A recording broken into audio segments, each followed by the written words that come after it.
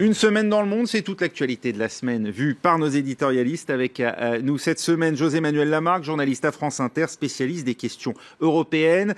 Ziad Limam, directeur du mensuel Afrique Magazine. Marc Semo, spécialiste des questions diplomatiques au monde. Et Laure Simoes, directrice éditoriale de Cartooning for Peace. Alors on évoquait à l'instant la situation entre la Russie et la Turquie avec l'assassinat donc de l'ambassadeur russe à Ankara. C'était en début de semaine. Le meurtrier, un individu filmé par les caméras de télévision, c'est déjà suffisamment rare pour être souligné. Des images diffusées dans toute la Turquie. Est-ce qu'au-delà finalement du rapprochement, en tout cas du climat toujours très apaisé entre Russie et Turquie, il n'y a pas plus profondément quand même un malaise au sein de la population turque, cette fois à l'égard de la Russie, Ziad Limam, qui n'est pas d'ailleurs représenté. C'est ce qu'on disait juste avant de faire la coupure. Il ne faut pas oublier que le pathos turc, c'est le sunnisme. Alep, c'est les sunnites. Donc ça joue, et il y a aussi cette histoire turque. Ils ont été un peu ils ont été les maîtres de la région. Il y a une espèce de volonté comme ça. Mais je pense aussi que les Turcs sont inquiets sur leur propre pays. C'est-à-dire, on parlait de sécurité, mais il n'y a pas que la sécurité. Il y a l'économie. Personne n'en parle. Mais l'économie turque est dans une situation extrêmement difficile. Le tourisme est réduit à zéro. Donc voilà. Et nous, en tant qu'Européens, on est dans une situation extrêmement ambivalente parce qu'on a besoin d'une Turquie forte aussi. On a besoin de cette espèce de tampon entre nous et cet Orient compliqué. On a besoin de trouver un deal sur les réfugiés. On a besoin d'avoir un dialogue permanent avec Ankara sur un certain nombre de choses. Et on voit d'ailleurs, je ne sais pas chez lequel de mes confrères j'ai vu ça, on voit des messages qui commencent à sortir de l'AKP sur oui, mais on va corriger un certain nombre de choses, on va l'état d'urgence peut-être, mais on va peut-être amender un certain nombre de choses. Donc on voit une espèce de discours qui commence à essayer de renouer des liens avec l'Ouest et l'Europe. Le problème, c'est que évidemment, au sein même de l'AKP, cette espèce de logique folle des purges. Parce que prenons même l'exemple de ce qui s'est passé avec l'assassinat de l'ambassadeur. Le policier qui tue l'ambassadeur quand il accuse d'être un guleniste est tué. Aussitôt, tout le monde dit, on le tue pour l'empêcher de parler. Et les policiers qui étaient là, n'étaient-ils pas ceux qui l'ont tué pour l'empêcher de parler, en fait, n'étaient-ils pas des gulenistes? Donc il y a une espèce de logique folle des purges. Mais le vrai problème aujourd'hui, c'est cet effondrement de l'appareil sécuritaire dans un pays qui est complètement gagné par les métastases du conflit syrien, à savoir les trois principales. Il y a la question kurde qui devient de plus en plus explosive, la question de l'État islamique avec des cellules dormantes extrêmement nombreuses, plus effectivement cette guerre interne du mouvement islamiste entre d'un côté Erdogan et son ex-allié Fethullah Gülen. Donc pour toutes ces raisons, l'armée turque aujourd'hui n'a plus de pilotes. Un tiers des juges et des procureurs ont été démis de leurs fonctions.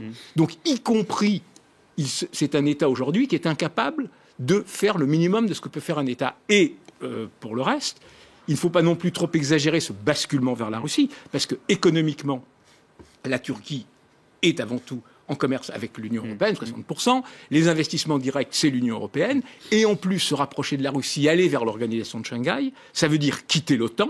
Or, l'OTAN est la garantie de survie de la Turquie, malgré tout, parce que justement, un pays membre de l'OTAN ne laisse pas une insurrection kurde du PKK le démanteler. José-Manuel Lamarque. Il y a aussi dans la question turque, vous avez raison, c'est aussi le problème de l'économie turque qui est en train de s'effondrer pour beaucoup de raisons. Un taux de corruption très important, une économie qui était florissante et avec tout ce que fait Erdogan en ce moment, la Turquie est en train de perdre ses marchés, même si elle continue à travailler avec l'Europe. C'est ça aussi qui est important. Et le rapprochement avec la Russie, c'est pas sûr. Parce que Vladimir Poutine, en réalité, lui, il a en tête son projet d'Eurasie. C'est pas pour rien si on parle d'Astana et du Kazakhstan. C'est que Poutine, par rapport à l'Union européenne, pour tenir des négociations, il veut monter vraiment l'Eurasie. On l'a vu l'année dernière quand l'Arménie a cessé ses relations de négociation avec l'Europe pour aller vers l'Eurasie, Vladimir Poutine. Et puis hier, à la conférence des généraux où l'état-major était réuni, il leur a bien dit « tenez le coup ». Tenez le coup, on est fort, tenez le coup, ne lâchez pas, ne lâchez surtout pas. C'est ça qu'il a dit. Il y a un projet eurasien et en même temps il y a la volonté de la Chine avec la route de la soie de détacher quand même un certain nombre d'ex-républiques d'Union soviétique. C'est ça, il y a les deux routes de la soie de Xi Jinping qui veut refaire les routes de la soie, mais Poutine, lui, son but c'est l'Eurasie. C'est l'Eurasie avec bien sûr les accords avec la Chine. Et juste un dernier point là-dessus, la Russie, qui joue les grandes puissances et qui, en particulier avec son intervention militaire en Syrie, a réussi à de nouveau parler d'égal à égal avec les États-Unis, la Russie, c'est un PIB, un produit intérieur brut, qui est entre celui de l'Espagne et celui de l'Italie. Donc, ça ne va pas très loin. La Russie, aujourd'hui, est en responsabilité vis-à-vis de la Syrie, avec le risque d'enlisement de la guerre, mais elle n'a pas les moyens d'une reconstruction. Elle n'a même pas les moyens de construire le pont qui relierait la Crimée au territoire russe. Donc, il ne faut pas exagérer cette grande puissance russe. Non, il n'y a pas de grande puissance, c'est qu'ils ne produisent rien. C'est l'absence totale d'Amérique, sauf par les tweets de Donald Trump. Donc, c'est à peu près ce qui nous reste d'Amérique en ce moment. Mais moi, je crois totalement illusoire de penser que même un gouvernement républicain qui reviendrait vers les intérêts américains, je ne peux pas croire que cette Amérique-là se débarrasse complètement du dossier proche-oriental, de la Syrie, des relations. Vous avez vu l'échange sur l'armement nucléaire. Voilà, on est lancé de nouveau dans la course aux armes nucléaires. Donc, il y aura une Amérique aussi qui va jouer sur tous ces dossiers. Justement, on va en parler maintenant et on verra justement les illustrations de ces différents sujets juste après. Vladimir Poutine est revenu durant sa conférence de presse sur le dossier de l'armement nucléaire. Hier, il avait ordonné le renforcement de la frappe nucléaire russe pour lui permettre de percer les boucliers antimissiles américains installés en Bulgarie et peut-être demain en Pologne. Réponse par tweet de Donald Trump qui appelle, lui, les États-Unis à leur tour à développer leur potentiel nucléaire. Interrogé à ce sujet lors de sa conférence de presse, bien Vladimir Poutine, lui, n'y voit rien d'anormal. Écoutez. En ce qui concerne le président élu américain Donald Trump, il n'y a rien de nouveau. Il avait déjà évoqué pendant sa campagne électorale la nécessité de renforcer les armes nucléaires et les forces armées aux États-Unis. Donc il n'y a rien d'extraordinaire ici. Aujourd'hui, la Fédération de Russie est plus forte que tout agresseur, attention, potentiel. Et la nuance est très importante. C'est le signe, ça, qu'après 3 décennies de désarmement nucléaire, on entre dans une ère nouvelle. On entre dans une nouvelle guerre froide. On l'a vu, ne serait-ce que par la paralysie complète des Nations Unies, du Conseil de sécurité pendant toute la crise syrienne. Les Occidentaux étaient impuissants comme jamais depuis la chute du mur. C'est-à-dire, ils pouvaient dénoncer. Il y a eu l'intervention très forte de Samantha Power, qui est l'ambassadrice américaine.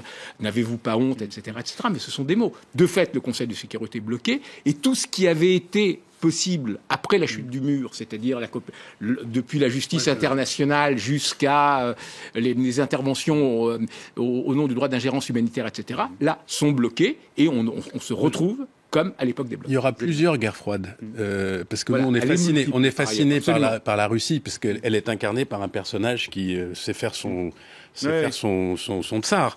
Mais vous l'avez dit tous les deux, c'est aussi un pays qui est confronté à d'immenses difficultés économiques, technologiques, dépeuplement, on n'en parle jamais, mais le dépeuplement de la Russie, etc.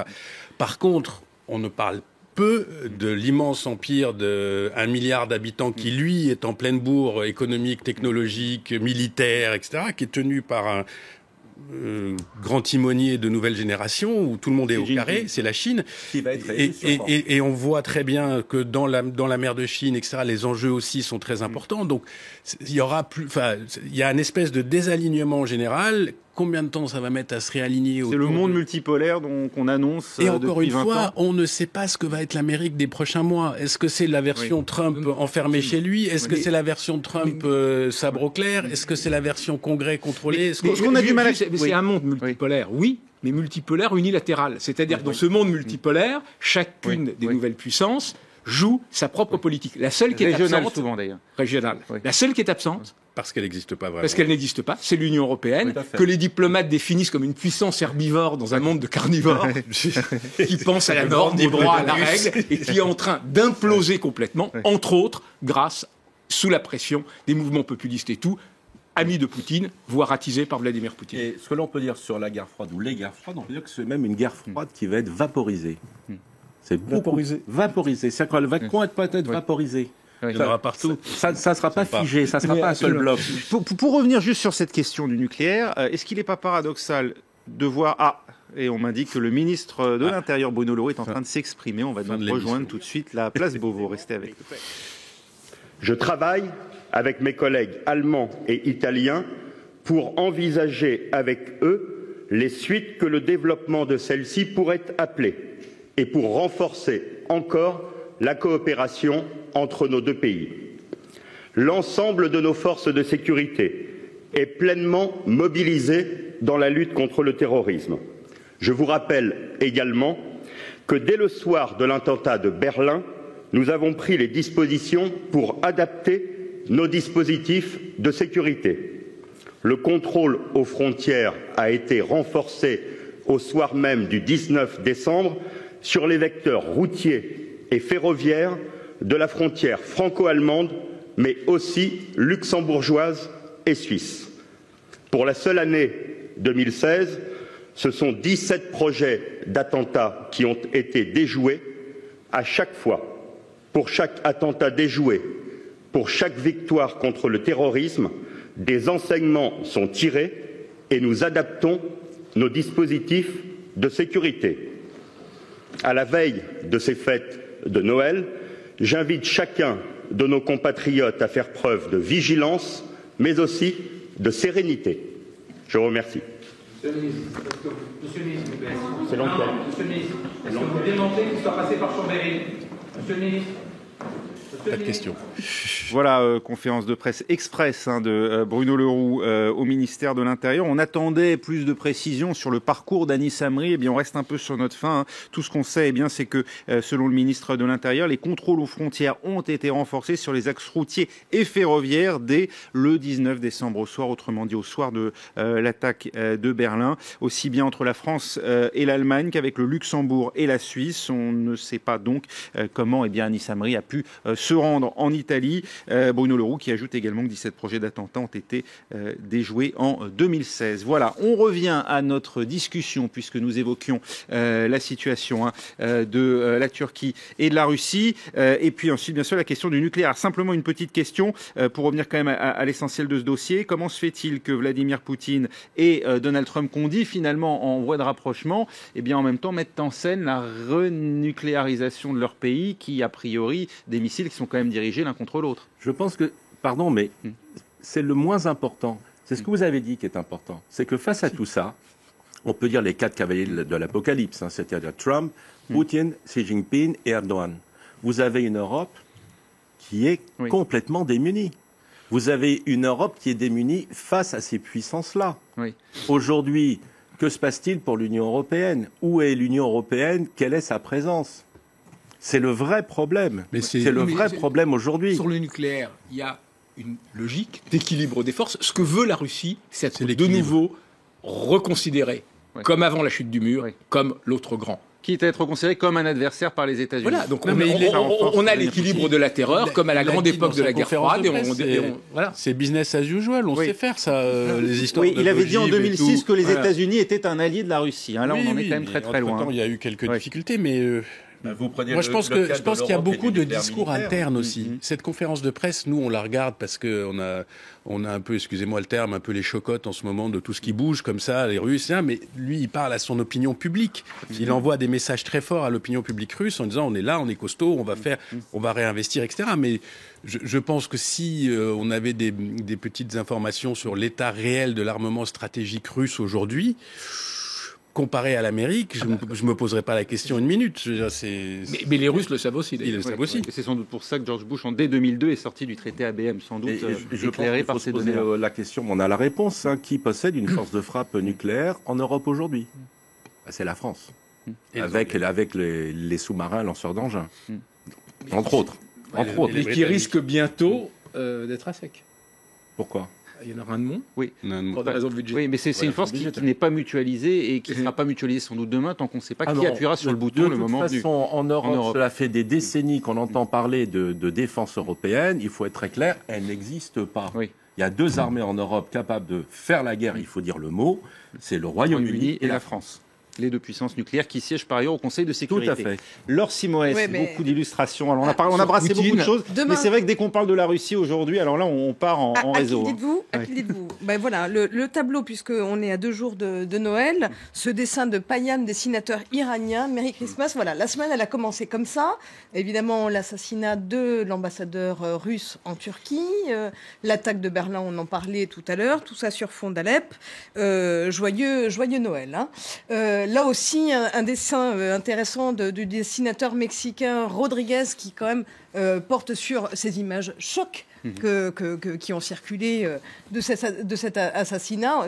C'était tellement irréel qu'on aurait dit pratiquement une série B. Et puis alors, on parle justement de l'influence de Poutine dans la région. Un dessin de Gado, dessinateur kényan. Évidemment, la reprise d'Alep, on la doit, Bachar la doit évidemment à Poutine. Et on voit là un Poutine qui téléphone à Trump et qui lui dit maintenant on a un accord, monsieur Trump. C'est dire quand même, je ne sais pas si. Enfin, je veux dire, il étend quand même son influence, et puis il y a quand même une forme de stratégie d'intimidation qui semble quand même un peu marcher. C'est en tout cas ce que les dessinateurs en disent. Il y a ce dessinateur cubain qui s'appelle Falco. Alors là, on a carrément un Trump, en poupée russe. Et puis Gillot, dessinateur français, lui, il va plus loin, poupée russe. Alors on reconnaît bien sûr Poutine, puis Trump, puis Fillon, puis point de suspension. Le prochain. Qui sera le prochain ? Autre sujet, la République démocratique du Congo, puisqu'on pressentait, on en parlait la semaine dernière, une flambée de violence avec l'expiration du second mandat de Joseph Kabila. Il a expiré dans la nuit de lundi à mardi. Il est toujours au pouvoir et les manifestations ont donc eu lieu, avec à la clé malheureusement des affrontements avec les forces de l'ordre qui ont fait au moins 40 morts d'après l'ONU. Il y a des illustrations lors de la République démocratique du Congo. Un très bon dessin du dessinateur d'Afrique du Sud, Brandan, pour Business Day. On voit Kabila qui pousse et qui repousse cette ligne de fin de mandat. Le système judicieux des roulettes est ici montré. Un autre dessin très drôle très drôle, façon de parler, de Damien Glé, dessinateur du Burkina Faso, sur évidemment le calendrier électoral compliqué. Alors on a Kabila qui dit alors comme vous êtes pressé, on place l'élection le 37 novembre, on pourra l'attendre, et la campagne électorale juste après. Et puis on a évidemment le peuple enragé, Kabila dégage, qui dit la proclamation des résultats juste avant, c'est ça. Bref, compliqué d'y comprendre quelque chose. Un autre dessin aussi intéressant de Mikaya sur la RDC, accord entre Joseph Kabila et l'opposition sous l'égide des évêques catholiques, puisque apparemment un accord semble être trouvé avec l'aide des évêques. Dieu soit loué. Merci, mais vous pouvez m'appeler Joseph. Et puis pour finir, un dessin aussi très drôle de Nicolas Vado pour le Ifl Express. On a Kabila d'un côté. Les élections en RDC sont reportées. Elles n'auront lieu qu'après le déclenchement du Brexit par les Britanniques. Et on a une Theresa May qui répond, comme ça. Et inversement, c'est vraiment la patate chaude qui sera le premier, quoi. Ziad Limam, finalement c'est le scénario qu'on pouvait craindre qui se déroule. Il n'y avait pas vraiment de raison de penser que Joseph Kabila allait lâcher le pouvoir comme cela. Cela dit, il y a des négociations actuellement qui ont lieu sous l'égide des évêques. On peut en espérer une issue favorable ? D'abord, ce qui est intéressant, c'est de voir la puissance de cette Église qui est en fait la seule force j'allais dire centralisatrice, centralisée, avec des diocèses partout, avec une espèce d'organisation comme ça pyramidale, une influence sur l'opinion de la population, et qui sert quand même de go-between à un moment où les choses pourraient être encore plus graves. Ensuite, il faut rappeler ce que c'est que la République démocratique du Congo. C'est 75 millions d'habitants, c'est zéro transition démocratique depuis l'indépendance. Premier pays francophone au monde. Premier pays francophone. Après, bon, vous savez, la francophonie, c'est un truc complexe. Il faut savoir qui parle vraiment français, qui parle moyennement français, qui parle pas français dans des pays qui sont dits francophones. Mais c'est vrai, c'est le plus grand pays. Mais il n'y a jamais eu une transition démocratique au Congo, un passage de relais, ça n'est jamais arrivé. Et il ne faut pas oublier que c'est un pays qui est au cœur d'un écheveau d'intérêts particulièrement dense. Les Ougandais, les Rwandais, les Angolais, les intérêts de l'Occident, les intérêts d'autres gens, les richesses, le sous-sol, le cobalt, l'uranium, je ne sais pas quoi d'autre, etc. Donc on a ce qu'on pourrait appeler il y a aussi les terribles résultats de toutes les guerres qui sont succédées depuis la mort de Mobutu en millions de victimes. Donc on a, comme disent les Anglais, le perfect storm permanent, la tempête permanente. Donc je pense que la responsabilité de Kabila, c'est d'avoir voulu, par tous les moyens, rester. ce qu'il faut absolument obtenir, et parce que ça ne cédera pas là-dessus, l'opinion publique, le peuple va dire il faut que Kabila signe sa propre sortie du pouvoir. Et donc je sa pense que renonciation à un troisième mandat. Oui, mais ça résoudra strictement rien. C'est-à-dire que derrière, il va falloir qu'il y ait un candidat de l'opposition qui soit reconnu et accepté.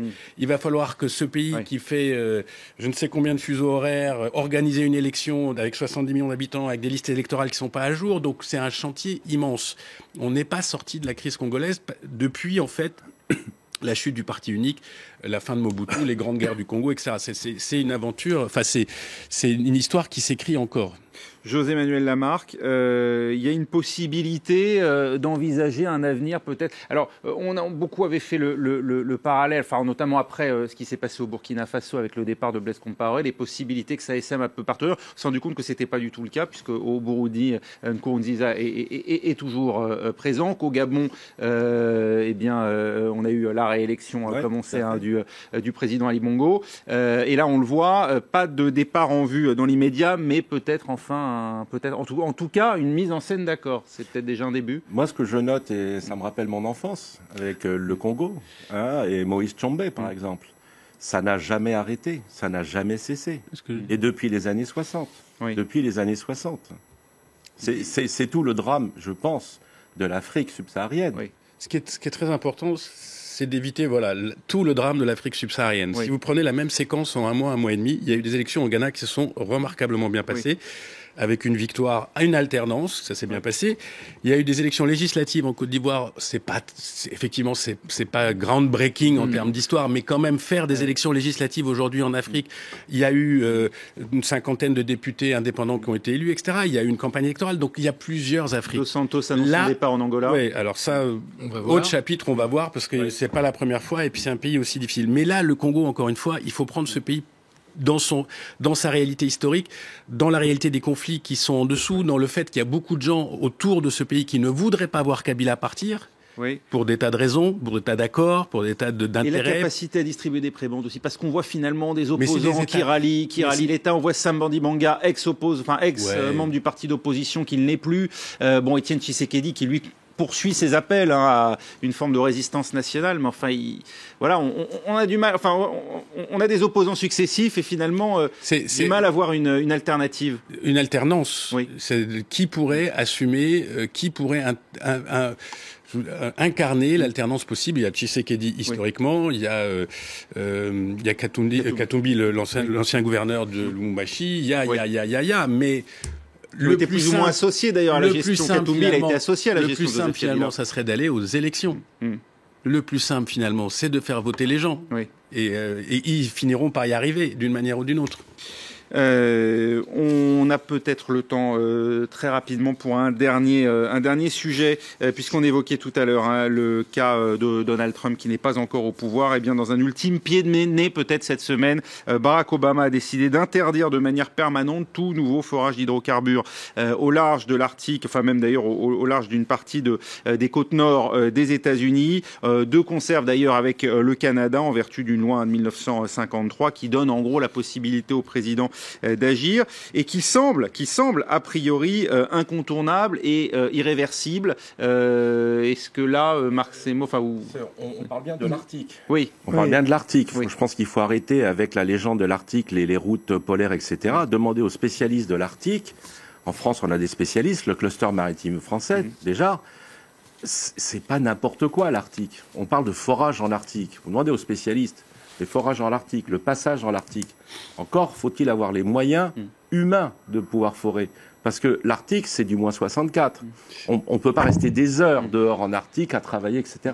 Donc là, on est sur un message politique de Barack Obama. De fin de mandat. De fin de mandat.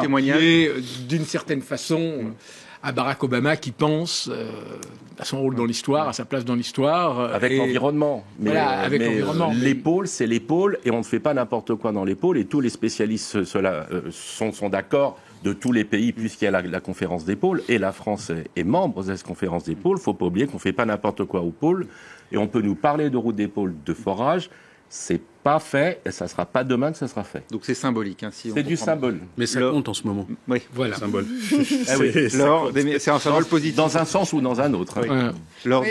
Deux petits dessins là-dessus. Hein. Un premier dessin de Nate Biller, dessinateur des États-Unis pour Kegel Cartoons. Voilà, on voit Obama qui s'empresse d'agir avant la fin de son mandat et de faire passer, sans doute trop tard, des réformes. Enfin, le goulot est bien étroit. Moi, si j'avais été lui, j'aurais quand même... voilà, il y a Obama qui dit attendez votre tour. J'aurais peut-être dessiné le Père Noël en Trump.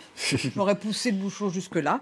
Mais enfin, ceci dit, ici, avec cette sanctuarisation d'une partie de l'Arctique, étant donné la politique environnementale de Trump qui s'annonce, on arrivera peut-être à cette fuite comme ça des Américains vers le pôle Nord, où il fera peut-être bon vivre. Hein. Est-ce que, et voilà, on voit cette rencontre improbable. Est-ce que vous voyez un inconvénient à ce qu'on se joigne à vous, sans doute avec le réchauffement climatique, il fera bon vivre sous le pôle. C'était pas des grands électeurs visiblement, parce qu'ils ont quasiment tous voté Trump, ceux qui s'y étaient engagés cette semaine. Il n'y a pas eu de défection, contrairement à aux appels d'une partie en tout cas d'Hollywood, hein, puisqu'il y avait eu des clips dans ce sens. Merci beaucoup. Merci à tous d'avoir été avec nous pour cette émission. Laure Simoes, Marc Semo, Ziad Limam, José Manuel Lamarque. Restez avec nous dans un instant, un nouveau journal sur France 24.